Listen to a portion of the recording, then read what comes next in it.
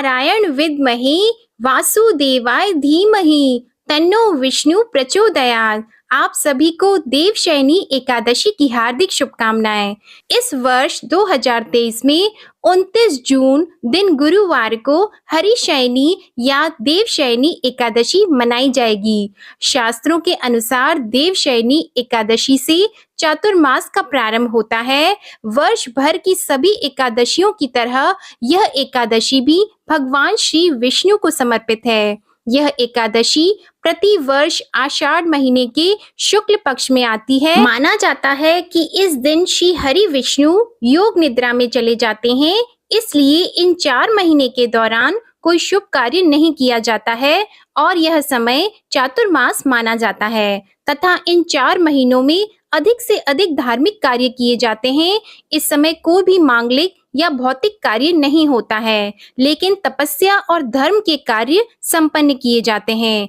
अतः धार्मिक दृष्टि से यह महीने बहुत ही शुभ माने जाते हैं। देवशयनी एकादशी को पद्मा एकादशी, प्रबोधिनी एकादशी, आषाढ़ी एकादशी और हरिशयनी एकादशी के नाम से भी जाना जाता है। पद्मानाभा एकादशी के सभी उपवासों में देवशयनी एकादशी व्रत श्रेष्ठतम कहा गया है, क्योंकि इस व्रत को करने से भक्तों की सभी मनोकामनाएं पूर्ण होती हैं तथा सभी पापों का नाश होता है। इस दिन भगवान विष्णु की विशेष पूजा अर्चना करने का महत्व होता है, क्योंकि इसी रात्रि से भगवान का शयन काल आरंभ होता है और भगवान विष्णु की असीम कृपा प्राप्त होती है। आषाढ़ शुक्ल पक्ष की देवशयनी एकादशी की तिथि की शुरुआत 29 जून 2023 को सुबह 3:18 से प्रारंभ होगी और एकादशी तिथि की समाप्ति 30 जून 2023 को सुबह 2:42 पर खत्म होगी। इस वर्ष देवशयनी एकादशी व्रत का पारण 30 जून शुक्रवार को किया जाएगा। पारण का समय दोपहर 1:48 से शाम 4:36 तक रहेगा। अगर आप देवशयनी एकादशी का व्रत रख रहे हैं तो तिथि की शुरुआत को जानें और उसके बाद प्रातः काल उठकर स्नान आदि से निवृत्त होकर स्वच्छ हो जाएं और इसके बाद श्री हरि भगवान की मूर्ति या चित्र को लाल या पीले कपड़े को बिछाकर लकड़ी के पाट पर रखें। मूर्ति को स्नान कराएं और यदि चित्र है तो उसे अच्छे से साफ करें। इसके बाद हाथ में जल लेकर व्रत का संकल्प लें और पूजन में देवताओं के सामने धूप, दीप, पुष्प, नैवेद्य आदि चढ़ाकर देवताओं के सामने दीपक को प्रज्वलित करें। फिर भगवान श्री विष्णु के मस्तक पर हल्दी, कुमकुम, गोपी चंदन और चावल लगाएं। फिर उन्हें हार और फूल चढ़ाएं। फिर श्री हरि विष्णु की पंचोपचार पूजा या षोडशोपचार पूजा करें और पंचोपचार पूजा में गंध, पुष्प, धूप, दीप और नैवेद्य अर्पित करने के बाद भगवान विष्णु को पीले वस्त्र, पीले फूल और पीला चंदन चढ़ाएं।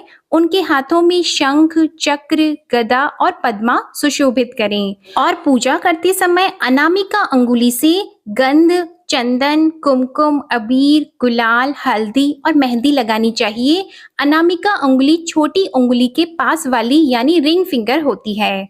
पूजा करने के बाद प्रसाद या भोग चढ़ाएं और ध्यान रखें कि भोग में नमक, मिर्च और तेल का प्रयोग ना करें और प्रत्येक पकवान पर तुलसी का एक पत्ता अवश्य रखें, क्योंकि भगवान श्री हरि के भोग में तुलसी दल का होना अति आवश्यक होता है, क्योंकि भगवान श्री हरि को तुलसी अति प्रिय होती है।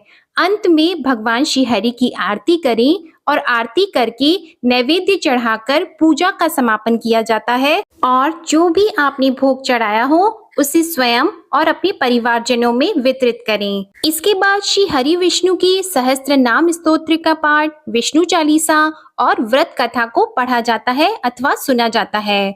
विष्णु मंत्र का जाप भी किया जाता है।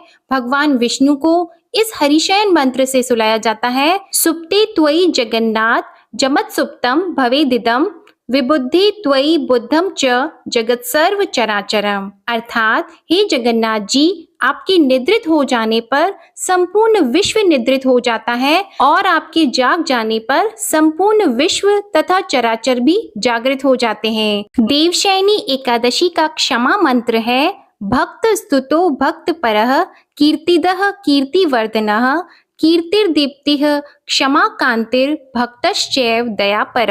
इस प्रकार आप अंत में भगवान श्री हरि से क्षमा याचना भी करें और इस प्रकार से श्री हरि विष्णु जी का पूजन करने के बाद ब्राह्मणों को भोजन कराकर स्वयं फलाहार ग्रहण करें और सायंकाल में भगवान विष्णु की पूजा करने के बाद भगवान विष्णु का भजन कीर्तन करें और स्वयं के सोने से पहले भगवान श्री हरि को शयन कराना चाहिए और अगले दिन द्वादशी को व्रत का पारण शुभ मुहूर्त में करके ब्राह्मण भोजन कराना चाहिए। भगवान विष्णु को सात्विक और शुद्ध चीजों से भोग लगाते हैं। उनके भोग में तुलसी के पत्ते का होना अति आवश्यक होता है। भगवान विष्णु को खीर और हलवा अत्यंत प्रिय है। गाय के दूध, चावल और गुड़ से खीर बनाकर भगवान विष्णु को भोग लगा सकते हैं। इसके साथ ही सूजी का हलवा, कलाकंद और चने के दाल को भोग के रूप में चढ़ाने से भगवान जल्द प्रसन्न होते हैं। देवशयनी एकादशी के दिन तुलसी के पत्र को नहीं तोड़ते हैं, वरना भगवान श्री हरि नाराज होते हैं। अगर आप भोग के रूप में तुलसी का पत्ता तोड़ते हैं तो उसे एकादशी के एक दिन पहले यानी दशमी तिथि को ही पहले से तोड़कर रख लें। देवशयनी एकादशी पर चावल नहीं खाया जाता है। अगर चावल खाते हैं तो लक्ष्मी जी नाराज हो जाती है और घर में धन की कमी हो सकती है। इस दिन तुलसी माता को जल भी नहीं चढ़ाया जाता है क्योंकि उनका निर्जला व्रत होता है। देवशयनी एकादशी के दिन जो भी मनुष्य कमल के फूलों से भगवान विष्णु की पूजा करता है उसे 3 लोकों के देवताओं की पूजा का पुण्य प्राप्त होता है। इस दिन भगवान विष्णु को शयन कराए बिना एकादशी की पूजा पूर्ण नहीं मानी जाती है और देवशयनी एकादशी के दिन पीपल के पेड़ की पूजा अति आवश्यक होती है। देवशयनी एकादशी के दिन पीपल के पेड़ की जड़ में जल अर्पित करना बहुत शुभ होता है क्योंकि पीपल के पेड़ में समस्त देवताओं और पितरों का वास होता है। भगवान विष्णु को पीली चीजें बहुत प्रिय होती हैं, इसलिए देवशयनी एकादशी के दिन भगवान विष्णु को पीले भोजन का ही भोग लगाएं और देवशयनी एकादशी के दिन भगवान विष्णु को दक्षिणावर्ती शंख से जल चढ़ाएं। शुभ फल की प्राप्ति के लिए घर के उत्तम पश्चिमी दिशा में भगवान विष्णु की मूर्ति या तस्वीर स्थापित करके व्रत का पूजन करें। ऐसा माना जाता है कि इससे धन धान्य में वृद्धि होती है। श्रेष्ठ संतान के लिए देवशयनी एकादशी के दिन व्रत रखना चाहिए और विष्णु सहस्त्र नाम का पाठ करना चाहिए। ब्राह्मणों को शक्ति के अनुसार दान दक्षिणा देकर आशीर्वाद लेना चाहिए और भगवान श्री विष्णु का केसर मिश्रित दूध से अभिषेक करने से भगवान अपने भक्त से शीघ्र प्रसन्न होते हैं। जातक को जीवन में कभी भी आर्थिक संकट का सामना नहीं करना पड़ता, उसका घर सदैव धन धान्य से भर जाता है। माता लक्ष्मी की कृपा प्राप्त करने के लिए भक्तजनों को श्री सूक्त का पाठ, विष्णु सहस्त्र नाम और भगवत गीता का पाठ भी करना चाहिए। इसे करने से पितृ प्रसन्न होते हैं और पितरों का भी आशीर्वाद मिलता है और पुण्य का संचय होता है। देवशयनी एकादशी के दिन दान का बहुत महत्व होता है। इस दिन पीले रंग के वस्त्र, पीले फल, पीला अनाज, पीला मिष्ठान भगवान विष्णु को अर्पण करें और ये सभी वस्तुएं योग्य ब्राह्मण या गरीबों में दान कर दें। इस उपाय से भगवान विष्णु की कृपा बनती है और कार्यों में मनोवांछित सफलता मिलती है। एकादशी के दिन 7 पीली कौड़ियों और 7 हल्दी की गांठों को पीले कपड़े में लपेटकर तिजोरी में रखें। इस उपाय से भगवान श्री विष्णु के साथ माँ लक्ष्मी की भी पूर्ण कृपा मिलती है। देवशयनी एकादशी के दिन नाखून, बाल, दाढ़ी आदि नहीं काटनी चाहिए। इस दिन साबुन, तेल आदि का उपयोग भी नहीं करते हैं। इस दिन जितना हो सके दान पुण्य करें। ऐसा करने से भगवान विष्णु की विशेष कृपा होगी। और देवशयनी एकादशी के दिन तुलसी माता की पूजा काले रंग के कपड़े पहनकर नहीं करते हैं। अब आप सुनिए देवशयनी एकादशी व्रत की कथा। एक समय पहले की बात है, सूर्यवंशी कुल में मानधाता नाम का एक चक्रवर्ती राजा हुआ करता था। वह बहुत ही महान, प्रतापी, उदार और प्रजा का ध्यान रखने वाला राजा था। उस राजा का राज्य बहुत ही सुख समृद्ध था। धन धान्य भरपूर मात्रा में था। वहां की प्रजा राजा से बहुत अधिक प्रसन्न एवं खुशहाल थी, क्योंकि राजा अपनी प्रजा का बहुत ध्यान रखता था। साथ ही वह धर्म के अनुसार सारे नियम करने वाला राजा था। एक समय की बात है, राजा के राज्य में बहुत लंबे समय तक वर्षा नहीं हुई, जिसके फलस्वरूप उसके राज्य में अकाल पड़ गया, जिससे कि राजा अत्यंत दुखी हो गया क्योंकि उसकी प्रजा बहुत दुखी थी। राजा इस संकट से उबरना चाहता था। राजा चिंता में डूब गया और चिंतन करने लगा कि उससे आखिर ऐसा कौन सा पाप हो गया है।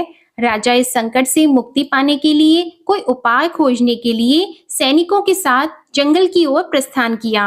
राजा वन में कई दिनों तक भटकता रहा और फिर एक दिन अचानक से वे अंगिरा ऋषि के आश्रम में जा पहुंचा। उन्हें अत्यंत व्याकुल देखकर अंगिरा ऋषि ने उनसे उनकी व्याकुलता का कारण पूछा। तो राजा ने ऋषि को अपनी और अपने राज्यवासियों की परेशानी का विस्तार पूर्वक वर्णन सुनाया। राजा ने ऋषि को बताया कि किस प्रकार उसके खुशहाल राज्य में अचानक अकाल पड़ गया। राजा ने ऋषि से निवेदन किया कि हे ऋषि मुनि, मुझे कोई ऐसा उपाय बताएं जिससे कि मेरे राज्य में सुख समृद्धि वापस लौट आए। ऋषि ने राजा की परेशानी को ध्यान पूर्वक सुना और कहा कि जिस प्रकार हम सब ब्रह्मा देव की उपासना करते हैं, किंतु सतयुग में वेद पढ़ने का और तपस्या करने का अधिकार केवल ब्राह्मणों को है, लेकिन आपके राज्य में एक शूद्र तपस्या कर रहा है। आपके राज्य में आज अकाल की दशा उसी के कारण से है। यदि आप अपने राज्य को पूर्ववत खुशहाल देखना चाहते हैं, तो उस शूद्र की जीवन लीला समाप्त कर दीजिए। यह सुनकर राजा को बहुत अचंभा हुआ और राजा ने कहा कि हे ऋषि मुनि, ये आप क्या कह रहे हैं? मैं ऐसी किसी निर्दोष जीव की हत्या नहीं कर सकता। मैं एक निर्दोष की हत्या का पाप अपने सर पर नहीं ले सकता। मैं ऐसा अपराध नहीं कर सकता, न ही ऐसे अपराध बोध के साथ जीवन भर जीवित रह सकता हूँ। आप मुझ पर कृपा करें और मेरी समस्या के समाधान के लिए कोई अन्य उपाय बताएं। ऋषि ने राजा को कहा कि यदि आप उस शूद्र की जीवन लीला समाप्त नहीं कर सकते हैं, तो मैं आपको दूसरा उपाय बता रहा हूँ। आप आषाढ़ मास की शुक्ल पक्ष की एकादशी को पूरे विधि विधान एवं पूर्ण श्रद्धा भक्ति के साथ व्रत रखें और पूजन आदि करें। राजा ने ऋषि की आज्ञा का पालन करते हुए अपने राज्य पुनः वापस आया और राजा एकादशी व्रत पूरे विधि विधान से किया, जिसके फलस्वरूप राजा के राज्य में वर्षा हो गई और जिससे अकाल भी दूर हो गया तथा पूरा राज्य पहले की तरह हंसी खुशी रहने लगता है। ऐसा माना जाता है कि एकादशी का व्रत सभी व्रतों में उत्तम होता है और इसकी कथा सुनने या सुनाने से भी पापों का नाश हो जाता है। तो यह थी देवशयनी एकादशी की व्रत कथा और पूजन की संपूर्ण जानकारी। बोलिए भगवान श्री हरि विष्णु की जय। आपको यह वीडियो पसंद आए तो वीडियो को लाइक करके चैनल को सब्सक्राइब करना मत भूलिएगा। धन्यवाद।